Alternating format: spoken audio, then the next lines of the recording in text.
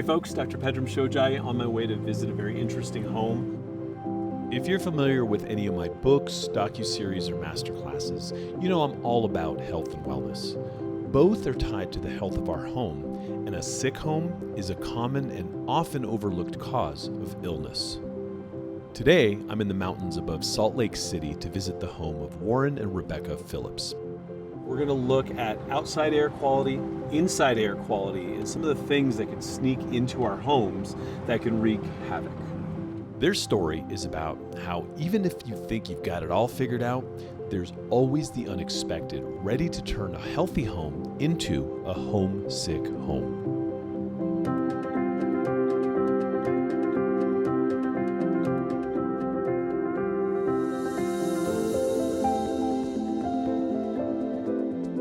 Warren Phillips knows more about toxins than any non-medical person I've met. He has to. He almost died from them. Hi, welcome. So nice to see you. Thank Yes, you for you having as me. well. Warren, Yeah, what a pleasure. What a pleasure. Thanks for coming. Oh, thank you. You know, the drive up, I mean, just this mountain, oh my goodness. It's beautiful, What a beautiful right? spot. Thank you. What Yeah. a beautiful spot. In this home. Oh my goodness. Why don't we go and have a look around? Would love that. Awesome. Would love that. Come on Would you like to in. go? Thank you. Warren and Rebecca Phillips have a beautiful home. Concrete floors, glass stairs, and sleek amenities give it a modern look that also gives outside toxins, molds, and allergens little room to hide. As for the air inside, clearly Warren and Rebecca like their air quality at optimal levels. But what's happening outdoors is another story, one that could be affecting your home too. So before we get into all the nuances of your home, would love to get into your history, your story. Let's start with you, Rebecca. Yeah, I got into nursing actually, and I worked as a nurse in Toronto. And that I kind of took a turn into doing natural health stuff after I met Warren. And I still love caring for people, and I see that the things that we do now just make a really big impact on so many more people. So Mr. Warren, how about yourself? I loved rocks as a kid, and I'm like, I'm going to be a geologist when I grow up. So I not only got my bachelor's in geology, I went on to get my master's, where I studied essentially cleaning up the environment. It makes sense that a geologist would love living amongst Utah's picturesque mountains. But trouble is lurking right outside his front door. Yeah, it's made national news. Friends are calling me about it. Like, are you going to be okay? Are you going to move? I'm like, no, we're dealing with it, but it is a massive concern in the Salt Lake community. And essentially, what's happened, I think, since like the 1850s, the lake has dried up like 70%. So all the sediments collect, and all this dirt from years of mining from the 1800s and on have collected in this lake. And when the water drops and you expose the lake bed, naturally occurring and heavy metals from industry and mining are now being exposed. Scientists and conservationists report that the Great Salt Lake could dry up beyond recognition in just 5 years due to water supply issues and climate change. As water levels drop, toxic sediments laced with arsenic and dangerous metals like lead and copper are exposed and get into the air we breathe. This is a potential health crisis that can cause respiratory issues, lung disease, and cancer risks. If your initial thought is, boy, I'm sure glad I don't live in Salt Lake City, here's the rub. Toxic air pollution is a problem from coast to coast and around the globe. Because, I want to live next on a golf course. We've looked at these places in the past before I knew that. I'd love to live on a golf course. It's the American dream. We can retire on a golf course. So they've built this marketing up to live on a golf course, but literally it's talk about chemicals and exposure and VOCs and being downwind of these things. When you look at the prevailing wind, am I downwind of a power plant? It's going to be dropping, this stuff in my home. How bad is the air quality? You can look and see the particle meters. Purple and IQ Air, they share this data so you can really see where the air quality. And I often say maybe we should just move into the country, but then, wait a minute, there's a farm that's spraying glyphosate and pesticides and herbicides, so you're not free even out there because of industrial farming techniques. From country farming communities to densely populated cities, more than 120 million Americans live in an area with unhealthy air quality. The American Lung Association says that 1 in 3 Americans live in places with unhealthy levels of air pollution. It's a problem for all of us. Warren took me out on the balcony so I could see for myself. From the Great Salt Lake, the dust that is accumulated, naturally occurring, and then also through mining, you're going to get your lead, mercury, arsenic, which is the big one, really high levels of arsenic, selenium, lithium, and some other heavy metals that are getting caught up. And you can see there's a mild haze out there because the wind stirs up and you create this dust cloud, and then it'll slowly move its way up as the air warms. And you'll see it coming You'll up. see it just creeping up like a toxic cloud. Yuck. Yeah, Yuck. yucky. Huh. And this is when we shut down the house, close the windows, crank on the air filters on high, and play a game on the floor for the kids because we're not going outside. When it's Circle the wagons. Sometimes it helps to have a sense of humor as part of your defense. I didn't realize it, but I'd been looking at Warren's toxic dust solution since I first arrived. Air filters in every room, all kept running on days the pollution is measured as being hazardous to health. I couldn't help but wonder how Warren became so passionate about non-toxic living. Turns out, it started with his work doing environmental cleanup in mines. It became very personal to him, for better and worse. We went out and identified toxins in the environment and would clean them up. Federal use defense sites, abandoned mines. We did a lot of work. We had a contract with the Army Corps of Engineers, so we did a lot of abandoned mine cleanup.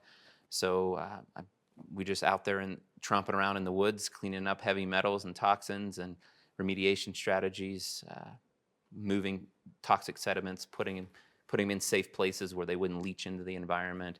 So yeah, I loved my job, loved cleaning up the environment. Yeah, towards the end, I noticed some symptoms, some weird symptoms like eye twitching, and started to get anxiety out of nowhere. And my life at the time was really good. So I'm like, what's this weird anxiety that's coming on me? But it started to get worse and worse and worse to the point where I literally had to quit my job. I couldn't even function at work. So, I had suicidal thoughts.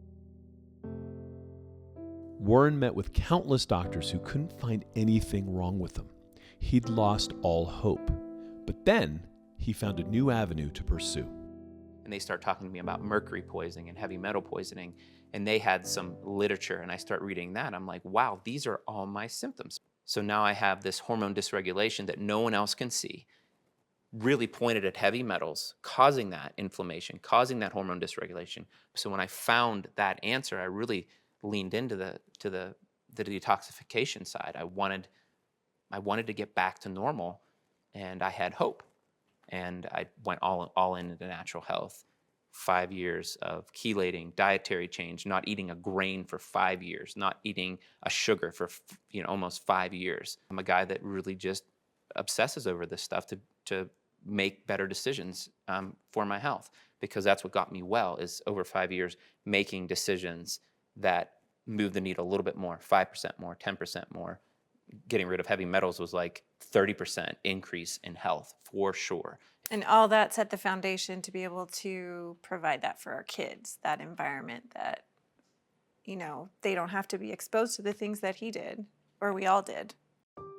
As unpleasant as Warren's symptoms sound, left untreated, heavy metal exposure can cause kidney and liver damage, compromise your immune system, lead to birth defects, even cancer. Warren was actually very lucky. Now, healthy and vibrant, he and Rebecca hope their road from sickness to health can serve as a map for the millions of people that may be living in unhealthy or sick homes. This house was pretty laid out for a non-toxic home, which is really, I didn't want my kids getting sick. I didn't want to lower their impact, so I wanted a healthy home, healthy life, happy wife, happy life. So we wanted to choose a home that would be great to raise our family in. Warren and Rebecca have 3 beautiful young daughters who sat down with us to talk about their happy and healthy home. Do you like your garden? Mm-hmm. Yeah. Are you out there gardening with mommy and daddy? She's a big helper. Are you a big She's really helper? Yeah. How about you, Tula? I really like how it's very open. Yeah. Do you have any allergies or anything? No. Like you feel really good in the house? Yeah. I mean, I've never seen a house with so many air filters in my life. I mean, this is the place to be hanging out. Whether from traffic congestion, chemical pesticides, or the dry bed of the Great Salt Lake, air pollution is a widespread health risk. Short and long-term exposure may lead to a wide range of diseases that could include emphysema, asthma, and even heart disease and lung cancer. It's why Warren and Rebecca are making choices to keep their family healthy. One of the reasons I chose this house is the fact that it doesn't have a heating, ventilation, air conditioning system. The typical runs of ductwork doesn't exist, which collect dust and mold and moisture, especially with AC. So we have what's called mini splits throughout the home. So there is no central HVAC, but now we have to have air filtration in every room of the home. So every bedroom has to have it because that's where you spend the bulk of your life, like at least a third, if not some people who watch a lot of TV, 50% of your time is there, obviously in the kitchen, living room area. So we just shut her down, crank them on. They're loud, they're a little bit annoying. But in this house, it's echoey, but we got to do what's right and best for our kids. And again, you're dealing with me, the non-toxic dad. So I'm definitely all for cranking on the air filters and running around and shutting the windows. Warren has found air filters to be an affordable and effective solution for keeping air pollution outside. But what about the toxins that are already inside your home, waiting to make a healthy home sick? Talk to me about that gas stove. I mean, I knew it was bad, but I didn't know how bad it was.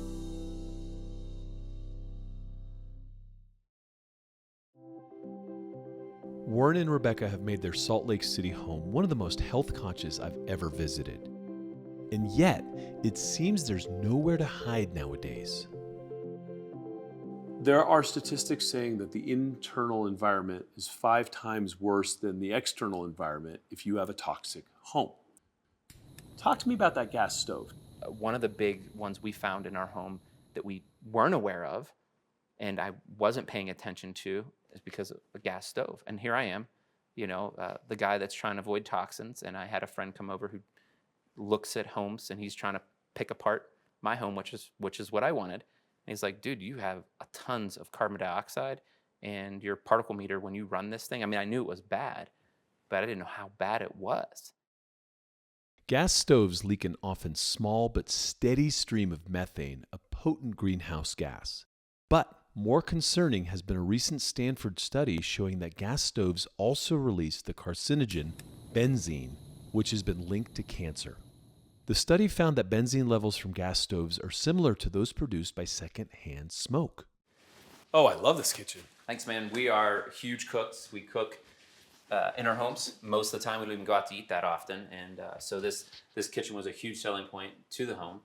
And we just love it. We see why. It's a great gas stove. It's professional, man. It's awesome. Yeah. I mean, this is as good as it gets, really. It's like on the books. And so I know there's been a lot of media recently about this. The good, the bad, the ugly. But, people saying you got to get these things out of the house and all these types of kind of scary stories. Where do you fall in that spectrum? Yeah, I mean, I didn't even know there was a debate about any of this stuff until I start talking about there's real toxins. I had a guy measure and I'm like, I wanted to share it with the world. It's like, look, you got to be careful. You got to turn on your foot. You got to have hand. You got to open your window. Like, come on, guys, this is a source of toxicity. And I got just trashed because they're like, hey, you're part of that, right?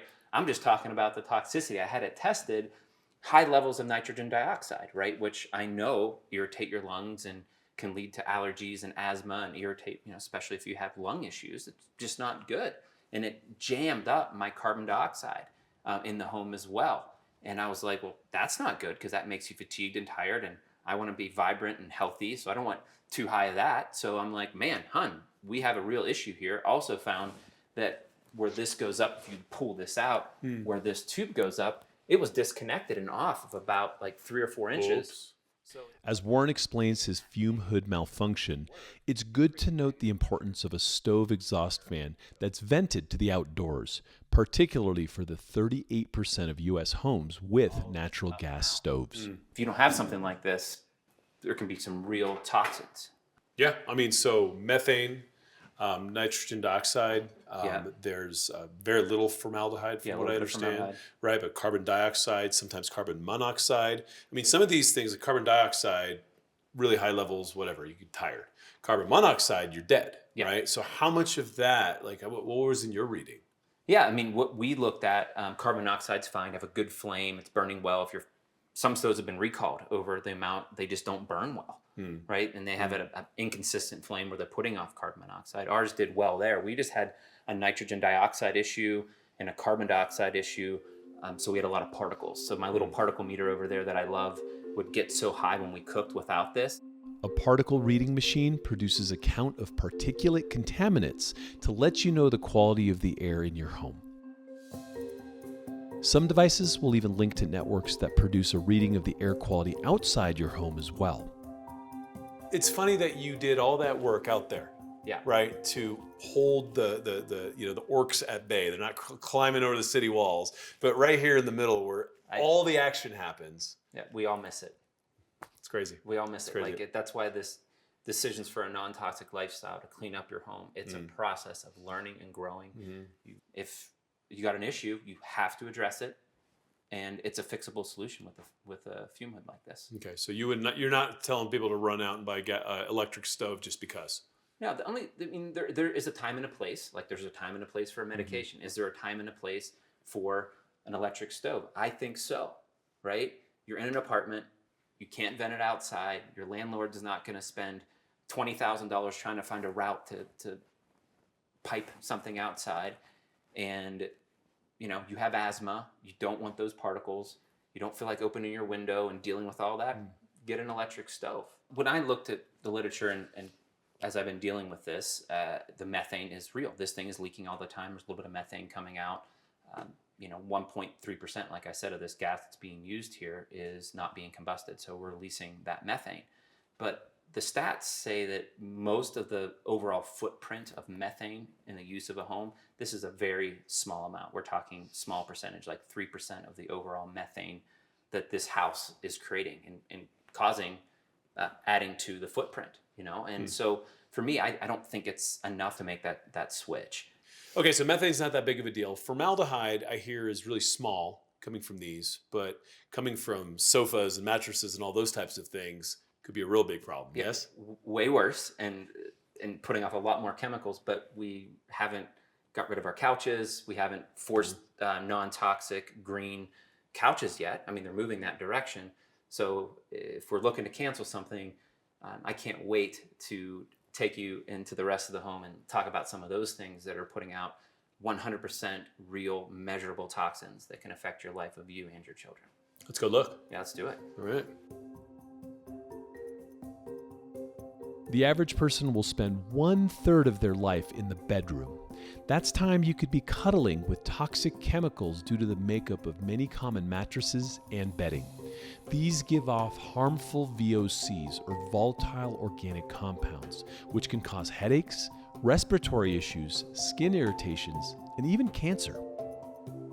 For me, this is the first place. This is where I started on my health journey, getting a safe home, getting a safe bedroom so I could sleep, and knowing that the toxic sources coming in were eliminated. I knew that if I could get this right, some of the other things could start falling into place, because you can't avoid this. You got to find a safe place to sleep. So you're lying on this mattress and you're huffing paint, basically. Every chemical that is inside the mattress comes up, like you're breathing it in. Is it absorbing through your skin? Like how do you get You're it? breathing inhalation, and it's skin contact as well, especially when you get into the bedding. But Rebecca's the expert on finding great quality sheets, that are So Yeah, soft and so yummy. soft. These ones are actually bamboo, but you can get also organic cotton or linen. You can find non-toxic linen.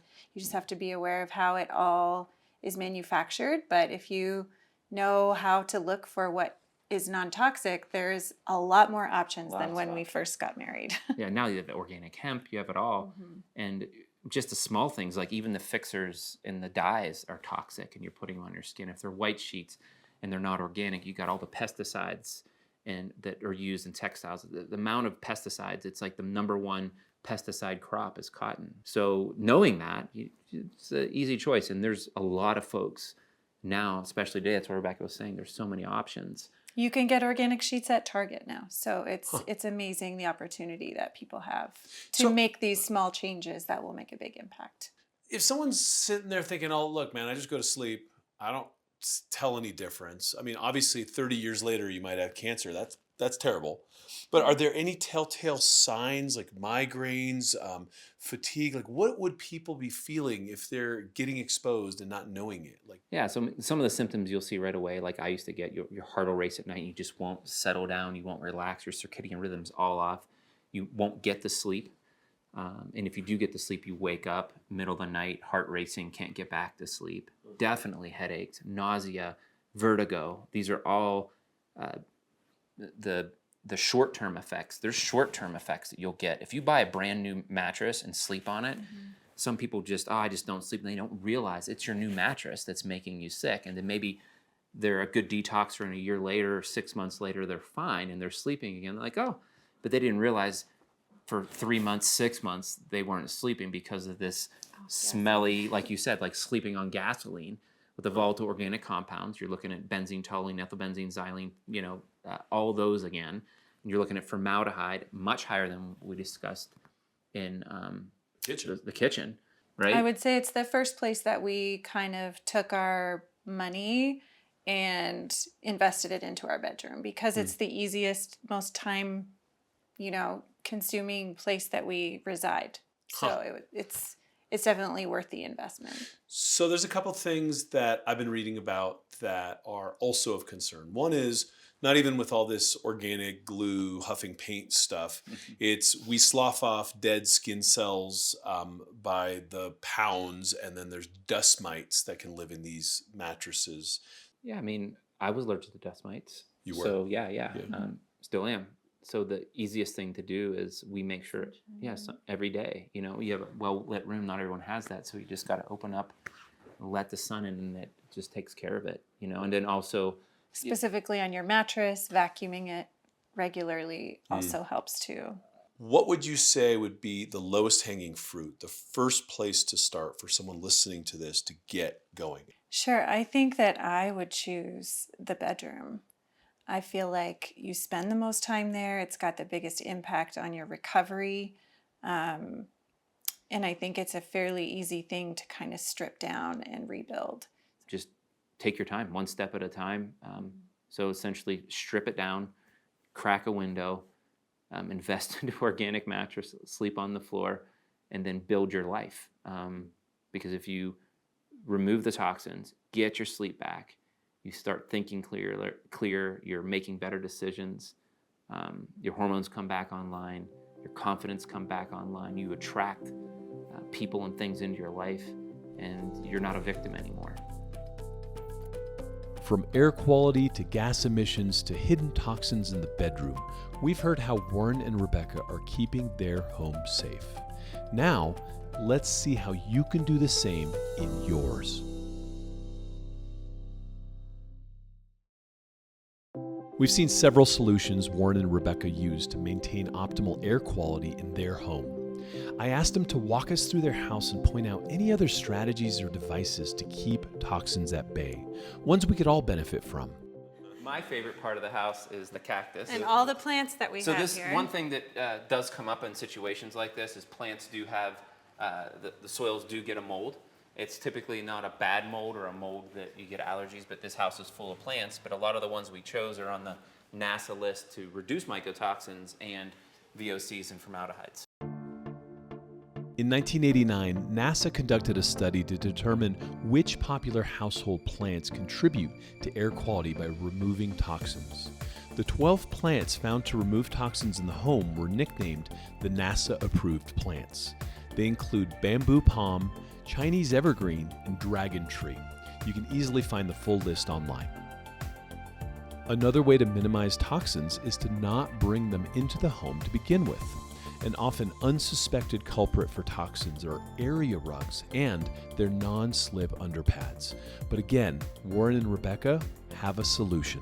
Natural wool. Wool. Yeah, and Runners. then the backing is also wool. So this is 100% wool. So wool and wool. So typically they'll put like a toxic a floor here that off gases VOCs. They don't, whoever they are. Right. But they're, it's a lot less expensive. But natural wool, no VOCs, antimicrobial, lasts forever, and it's just a natural material that's healthy and safe for your home. And it provides the grip that you need and the extra and then padding the that you would be backing looking on, for. On a lot of the glues they put on backing and a lot of regular carpets, full of VOCs and formaldehyde. So the glues that they use, this one is not. So they use a non-toxic backing to hold on the wool carpet. So They loop it into it. yeah. Another sneaky source of toxins can be found in bedroom furniture that contains formaldehyde glues and chemical-based paints. But Warren and Rebecca weren't taking any chances with their children's sleep. They've gotten creative and found unique furniture options. We got this at a local store. It was Amish built with non-toxic stain and finish. So this is 100% wood. So everything's non-toxic, even what holds up the bedding, right? It's just Amish built. Amish built. Yeah. Nice. Yeah. Nice find. Same thing. See steel and non-toxic wood with a non-toxic sealant on it. Yeah. So just simple, right?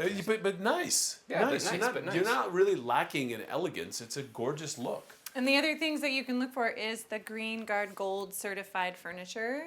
Which is what we ended up. If you buy furniture, that's what you gotta look for. Green Guard Gold. Gold certified. Yeah, so they're gonna have little to no VOCs. And as we've learned, starting small is the first step. There's no better first step than addressing the air quality in your home, something that Warren is constantly monitoring with an inexpensive device.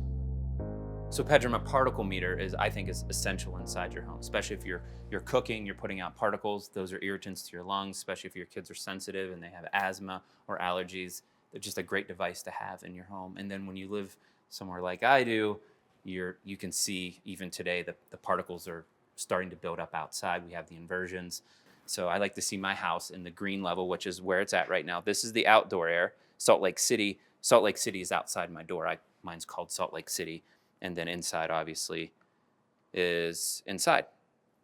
So this thing measures two things: the particle size, these nanoparticles that are hard on our bodies. And if there's heavy metals in those nanoparticles, then that's putting the heavy metals inside of your body as well. The other thing that this measures is carbon dioxide. Now, carbon dioxide in itself isn't going to kill you, but as those levels build up, and this will let you know how high they're getting into that moderate or high level, what that's really telling you is that you're not ventilating your home.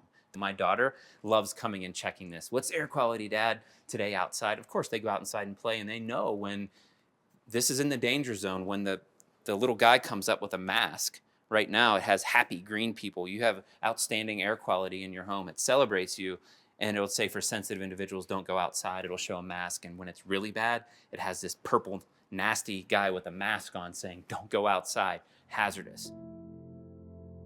Simple, inexpensive devices can take a home from sick to healthy in other areas of the house too.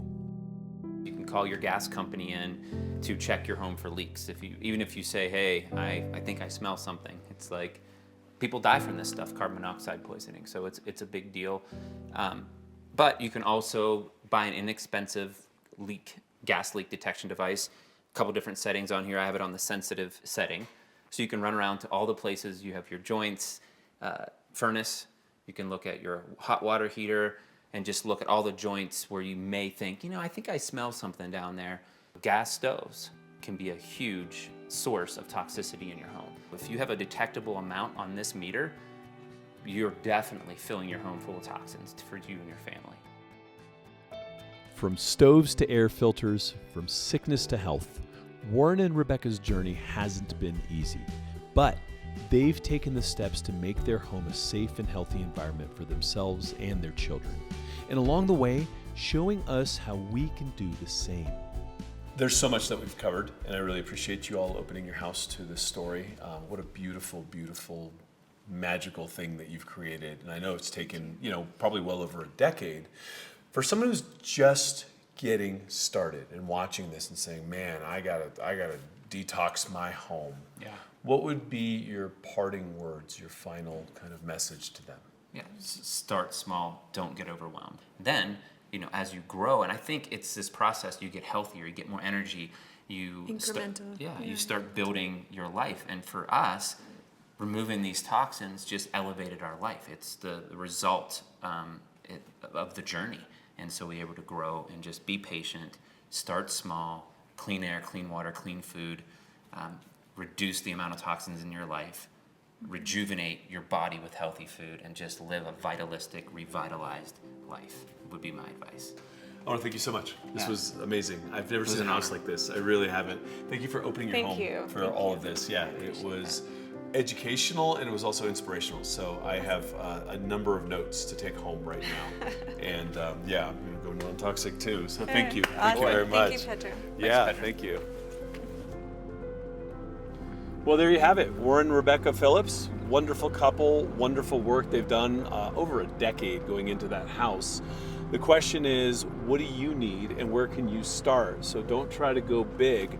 Start small, get yourself where you need to be, and you too can have a lovely, healthy home that's not just good for you and the environment, but it's good for generations to come. We'll see you in the next one.